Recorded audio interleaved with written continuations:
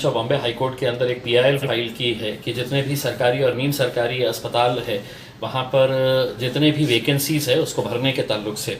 अदालत ने सरकार को ये हुक्म दिया था कि एक डिटेल रोड मैप तैयार करके कि पूरे महाराष्ट्र में अब कितने वैकेंसीज है और उसको किस तरह से और कब भरा जाएगा इसकी पूरी जानकारी एक एफिडेविट के ज़रिए सबमिट की जाए करके आज अदालत के सामने ये एफिडेविट सबमिट की गई है पब्लिक हेल्थ डिपार्टमेंट की तरफ से और उसके अंदर ये बताया है कि कौन कौन से पोस्ट कब कब भरे जाएंगे करके। लेकिन जब एडवोकेट जनरल मुंबई से ज्वाइन किए तो उन्होंने ये कहा कि मेडिकल डिपार्टमेंट जो है दो हिस्सों में बटा हुआ है, एक पब्लिक हेल्थ डिपार्टमेंट है और एक मेडिकल एजुकेशन है, यानी कि जितने भी हॉस्पिटल्स मेडिकल कॉलेजेस के साथ अटैच है वो मेडिकल एजुकेशन के अंदर आते हैं। तो उनकी एफिडेविट तैयार होने का काम अभी जारी है, हमको थोड़ा सा वक्त दिया जाए क्योंकि उसकी भी जानकारी लेकर हम उसका सेपरेट एक एफिडेविट फाइल करेंगे। तो अदालत ने 5 तारीख का आने वाली 5 तारीख का डेट तय किया है कि इसके ऊपर हम चर्चा करेंगे करके। लेकिन आज जो एफिडेविट सबमिट किया गया है वो एफिडेविट के अंदर यही बताया गया है कि सिविल सर्जन की पोस्ट कितनी वेकेंट है,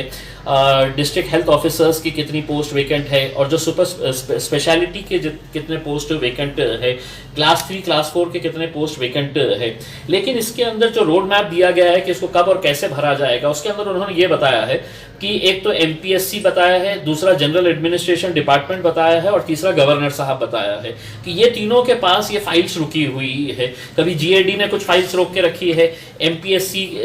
ने अपने तरफ से है तो कई साल पहले एग्जामिनेशन कंडक्ट किए है उसका कोई रिजल्ट निकाला नहीं है और कुछ इंपॉर्टेंट फाइल जो है वो गवर्नर साहब के पास अटकी हुई है और गवर्नर साहब उसको साइन नहीं कर रहे हैं करके। अच्छा, बात करते करते ही एडवोकेट जनरल ने कहा कि मतलब हम अभी पता चला है कि गवर्नर ने वो सारे फाइल्स रिजेक्ट कर दिए हैं करके, उसको अप्रूव नहीं किए हैं। यानी कि इसका मतलब ये है कि सरकार के ही अलग अलग डिपार्टमेंट, सरकार के ही अलग अलग अंग सिर्फ एक डिपार्टमेंट से दूसरे डिपार्टमेंट पर ढकेलते हैं, दूसरा तीसरे के ऊपर ढकेलता है। तो अदालत ने इसकी गंभीरता से दखल लेते हुए कहा कि आप मेडिकल एजुकेशन का भी एफिडेविट सबमिट करिए और हम 5 तारीख के दिन पूरा डिटेल में हम सुनेंगे। सब एक डॉक्टर जैसे कि जो 2.5 लाख रुपए यहाँ से पेमेंट उठा रहे थे उसके ऊपर भी आपने कहा था कि इस बार आज उनको कोर्ट की तरफ से पेश होने के लिए कहा गया था। देखिए, मैंने एक डॉक्टर है जो कार्डियोवैस्कुलर सर्जन है और अप्रैल 2018 से उन्हें ये बताया गया है कि वो घाटी के अंदर काम करते हैं, कार्डियो डिपार्टमेंट के अंदर वो यहाँ पर काम कर रहे हैं। मैंने जब पूरी जानकारी हासिल किया था तो ये डॉक्टर है तो हार्डली कभी यहाँ पर आए हैं, वो भी 2018 के अंदर। उसके बाद ना तो उन्होंने कोई ऑपरेशन किया है, ना उन्होंने यहाँ पर कोई क्लासेस लिए हैं, ना उन्होंने कोई दूसरी ड्यूटी को अंजाम दिया है। लेकिन उनकी सैलरी लगातार है तो यही घाटी हॉस्पिटल से निकल रही है और सैलरी कितनी है तो 2,53,000 रुपये हर महीना है तो ये सैलरी उनको दी जा रही है। आज इसके ताल्लुक से अदालत ने ये पूछा कि आपने इसके एफिडेविट फाइल करना था, तो dean government medical college and hospital doctor Kannan Yelikar ने एफिडेविट फाइल किया आज के दिन और ये कहा कि जो आरोप लगाए गए हैं वो गलत है और ये डॉक्टर हमारे पास ही काम कर रहा है करके और उसको बराबर से ही इसके सैलरी दी जा रही है। तो डॉक्टर फिर ये तय हुआ कि मैंने ये कहा कि अगर ये एफिडेविट अगर सही है तो एक बात ये है कि या तो मैं झूठ बोल रहा हूँ या डीन है तो गवर्नमेंट GMCH की डीन जो है वो कोर्ट को मिसलीड कर रही है। तो मैंने अदालत से रिक्वेस्ट किया कि जो अटेंडेंस शीट है, अटेंडेंस रजिस्टर है वो फौरन मंगाया जाए, जो कंपलसरी जो कॉलेज मैनेजमेंट काउंसिल की जो मीटिंग होती है, कॉलेज काउंसिल की जो मीटिंग होती है वो डीन के ऑफिस के अंदर वो मैंडेटरी है, कंपलसरी है कि महीने में कम से कम है तो 2 मीटिंग्स तो होना ही। कोविड से पहले वो हर हफ्ते होना चाहिए था, उसका रजिस्टर मंगा लिया जाए। कितने ऑपरेशंस ये डॉक्टर ने किया है, अगर कार्डियोवैस्कुलर अगर ये रेगुलर है सब वहां पे तो कितने ऑपरेशंस किया है उसका रजिस्टर एक सेपरेट होता है वो मंगा लिया जाए। और 2018 से 2020 तक ये सभी डॉक्टर्स को बायोमेट्रिक अटेंडेंस यानी कि अंगूठा लगाकर ही उसका बायोमेट्रिक अटेंडेंस लिया जाता था। कोविड के दौरान उसको चेंज कर दिया गया क्योंकि अंगूठा लगाने से कोविड फैलेगा बोल के, तो वो रजिस्टर के अंदर मेंटेन। तो ये पूरे डॉक्यूमेंट्स मंगाने के लिए अदालत ने आदेश दिया और कहा कि आज 2:30 बजे तक ये पूरे डॉक्यूमेंट्स कोर्ट के सामने रहना चाहिए। उन्होंने पब्लिक एडिशनल PP को ये आदेश दिया। 2:30 बजे है तो ये मामला फिर से है तो अदालत के सामने आया और अदालत ने पहले हम सुबह ऑनलाइन कर रहे थे, अदालत ने कहा कि आप डायरेक्ट कोर्ट रूम में भी आ सकते हैं। तो हम कोर्ट रूम के अंदर गए, वहां पर पूरा हॉस्पिटल मैनेजमेंट की पूरी टीम डीन मैडम सहित पूरे के पूरे वहां पर पहुंचे और उन्होंने ये पूरे डॉक्यूमेंट्स लेकर आए। अदालत ने ये कहा कि भाई ये पहले जो है ये पिटिशनर जो है उनको भी दिखा दें करके। तो मैंने सिर्फ रजिस्टर देखा, और वो रजिस्टर देखने के बाद एक चीज़ वहीं पे खड़े खड़े समझ में आई कि जो डिपार्टमेंट के सिग्नेचर्स है इसके अंदर, कर्मचारी और जितने भी अधिकारी हैं उनके सिग्नेचर्स उस रजिस्टर के अंदर होना चाहिए। तो अगस्त, सितंबर, अक्टूबर, नवंबर सिर्फ एक ही आदमी के सिग्नेचर है, और वो है डॉक्टर आशीष बेवापुर करके, यानी कि बाकी उसके अंदर कोई कर्मचारी की सिग्नेचर नहीं है, बाकी कोई डॉक्टर की नहीं है। तो मैंने उनको ये बताया अदालत को कि सर इतना बड़ा डिपार्टमेंट, इसके अंदर पूरे कर्मचारियों के सिग्नेचर्स होना चाहिए, पूरे अधिकारियों के सिग्नेचर्स होना चाहिए, रजिस्टर के फ्रंट पेज के ऊपर लिखा हुआ ही है। तो अदालत को मैंने ये कहा कि आप देखिएगा करके, तो अदालत ने तो उसको पूरा देखा, और उन्होंने भी इस बात का शक जताया कि इसके अंदर ही कुछ ना कुछ तो भी मामला बराबर नहीं है, और अदालत ने ये बोलकर दिखाया है। दूसरा ये है कि सिर्फ यही डॉक्टर है जिसको खुद सेल्फ अटेस्टेशन करके एक अपना अटेंडेंस शीट देना है कि मैं ये महीने के अंदर पूरा 30 दिन काम कर रहा हूँ, और वो अपने हाथ से ही खुद लिख के, अपने हाथ से ही सिग्नेचर करके कि मैं अटेंड कर रहा हूँ, ये देते हैं। जबकि हॉस्पिटल के अंदर कोई दूसरे डॉक्टर को या कोई दूसरे स्टाफ को इस तरह का प्रोविजन नहीं दिया गया है कि आप अपने तौर के ऊपर खुद लिख के एंडोर्स कर ले कि मैं प्रेजेंट था, उसकी बुनियाद के ऊपर ये हो जाता है। तो इसके ऊपर बहुत लंबी बहस हुई, और लंबी बहस होने के बाद फिर अदालत ने ये अपने साफ तौर से कहा है कि जितने डॉक्यूमेंट्स दिख रहे हैं वो डॉक्यूमेंट्स के हिसाब से कहीं ना कहीं कुछ ना कुछ गड़बड़ ज़रूर नज़र आ रही है। हम इस मामले के अंदर ये पूरे डॉक्यूमेंट्स अपने पास रख रहे हैं, हम इसको है तो पूरा स्टडी करेंगे, और 5 तारीख के दिन फिर हम ये इसको दोबारा हम यहाँ पर लेकर आएंगे पूरे डॉक्यूमेंट स्टडी करने के बाद। और अगर पिटिशनर अगर ये मांग करता है कि इसके ऊपर डिटेल इंक्वायरी होनी चाहिए, तो फिर वो डिटेल इंक्वायरी हम ऑर्डर करेंगे 5 तारीख के दिन। साहब, जैसे कि औरंगाबाद में अभी हाल ही में फिर से एक लॉकडाउन लग गया है, सब 4 बजे तक के लोगों में काफ़ी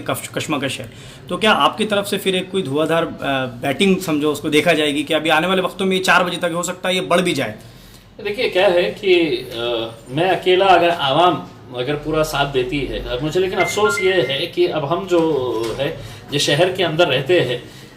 वहाँ की जनता के अंदर अब जान नहीं है, हम मुर्दा हो चुके हैं, हम मर चुके हैं। हम सिर्फ, हमको सरकार जो हुक्म देती है, जो अधिकारी हुक्म देते हैं, उस हिसाब से हम चल रहे हैं। हमारे अंदर वो फाइटिंग स्पिरिट ख़त्म हो गई है, हमारे अंदर वो सवाल करने की क़ुव्वत ख़त्म हो गई है, हमारे अंदर अधिकारी हो, पुलिस डिपार्टमेंट हो, उनसे ये पूछने की क़ुव्वत ख़त्म हो गई है कि 4 बजे तक खुला रहेगा, 4 बजे के बाद अगर जाएंगे बंद करेंगे तो इसके पीछे क्या लॉजिक है करके। लेकिन बार बार सिर्फ अकेले मैं ही ये सवाल उठाता हूँ और बाकी सब खामोश रहते हैं। जनता भी खामोश रहती है, व्यापारी भी खामोश रहते हैं, जितने संगठन है, इंडिविजुअल्स है, सब वही खामोश रहते हैं। तो फिर मेरे सामने ये सवाल है कि अगर अकेले ही मैं ही लड़ूंगा, और जिस कौम के लिए, जिस लोगों के लिए, जिस मेरी जनता के लिए, औरंगाबाद की जनता के लिए मैं लड़ रहा हूँ, अगर उन्हें कुछ लेना देना नहीं है तो फिर ठीक है, सरकार ने आज 4 बजे किया है, कुछ दिनों के बाद वो 1 बजे तक कर डालेंगे, फिर आपकी बकरी ईद आएंगी तो कहेंगे कि पूरा कंप्लीट लॉकडाउन कर देने का है, तो आप बर्दाश्त करिएगा उसमें। अगर नहीं तो आप साथ दीजिए मेरा उसके अंदर, हम बिल्कुल इसका विरोध करेंगे।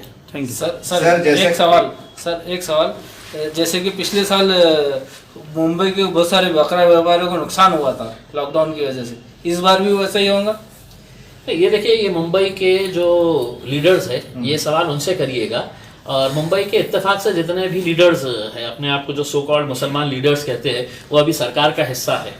वो सरकार के अंदर बैठे हुए हैं। जितने भी उनके मुस्लिम लीडर्स चुन के आए हैं, चाहे वो कांग्रेस के हो, एनसीपी के हो, जो ये दावा करते हैं कि हम इस पार्टी के मुसलमान चेहरे हैं करके, तो उन्हीं की वजह से हुआ था। हमारे तो पार्टी के अध्यक्ष ने गुजरात के बॉर्डर के अंदर, हमारी मुंबई की प्रेसिडेंट जो है रिजवाना ईसा, वो गुजरात के बॉर्डर के ऊपर जाकर है तो स्ट्राइक के ऊपर बैठ गई थी कि मतलब ये ट्रकों को आने दिया जाए करके, लेकिन सरकार ने एक नहीं सुनी थी। अब इस बार भी हमको देखने का है कि ये मुसलमान कितने मुसलमान है करके, उसमें इनके अंदर कितना मुसलमान पना बचा हुआ है, ये देखना है। अबू आसिम आजमी साहब ने जो ट्वीट किया है कि 100 सीटें जो इमाम वहाँ से लड़ा रही है यूपी से, इससे एक अफसोसनाक